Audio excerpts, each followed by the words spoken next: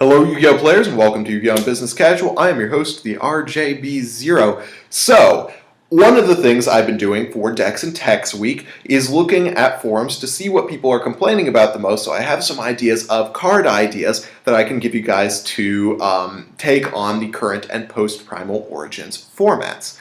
And the biggest complaint that I've been getting, the most popular complaint I've been seeing, have been about monsters that play the game for themselves. What do I mean by that? I'm talking about monsters that hold field presence generally because they're fairly large, but they also have a fairly debilitating effect that keeps you from getting a foothold on the game or getting over them in some way. So I'm talking about things like Abyss Dweller, Bujin Yamato, Felgrand, Leo, Artifact Durandal, Constellar Pleiades. You get the idea. These are all monsters that a deck can keep on the board and keep beating you down with, and they're very difficult to get around for a lot of decks, specifically more slow control-based decks. And this actually reminds me of a few years ago in 2012 when the big thing was Summon Logia Set 4 in the infamous Dino Rabbit format. Back then I was playing Frog Monarchs, and during that time I actually ran a little tech card that made Dino Rabbit one of my easiest matchups possible.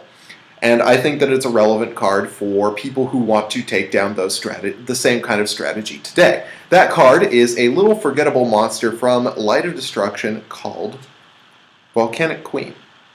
It's a level 6 Fire Pyro, it's got 2500, 1200, can't be normal summoned or set, and it can only be special summoned to your opponent's side of the field by attributing one of your opponent's monsters. And then once they have it on the board, they can send one other card to the grave to deal 1000 damage to the opponent, and then during the end phase they have to either tribute a monster or take 1000 points of damage. Now that isn't the important card. The important drawback of it is that you can't normal summon during the turn that you summon it. However, this does get rid of a lot of problem strategies. Back in the day, what I would do with it against Dino Rabbit is I would drop it on top of their Logia, and then I would summon 2 Ronin Totems from my graveyard, overlay for Shining Elf, because apparently we didn't have Daigusto Phoenix yet, and I would just run it over with that. And then that would take care of the Logia, and I would be able to make the rest of my moves for the rest of the game. And this can be also the same thing for a card like Felgrand, or Abyss Dweller, or Leo, these things that a lot of decks have trouble getting over. You can just drop the Volcanic Queen on them,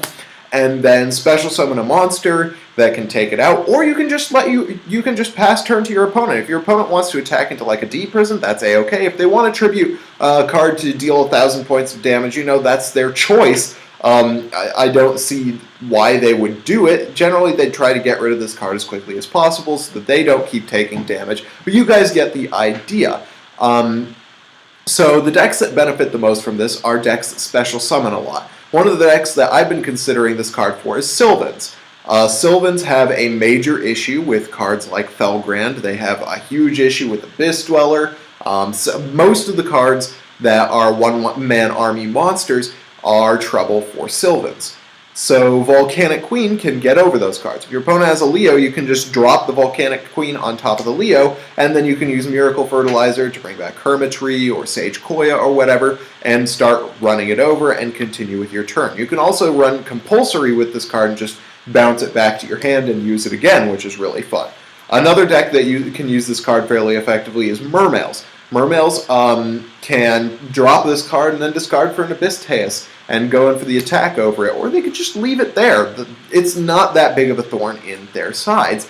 They can go take the opportunity to, while the opponent doesn't have like a Felgrand or something, they could take the opportunity to go into an Abyss Gaius, things like that. And a lot of decks can run this card that don't normally special summon a whole lot, but can protect themselves from it in the long run. It's just they need it to get rid of certain problematic monsters that you can't just MST away. This is also a really good card when taking on the Bujin matchup because it makes Mikazuchi miss its timing. Actually, the Mikazuchi doesn't even get to do it because it tributes instead of destroying. You guys get the idea. You can drop this on top of a Susanoo, run it over, then you don't have a problem with the Susanoo. It makes this card is immune to Lance.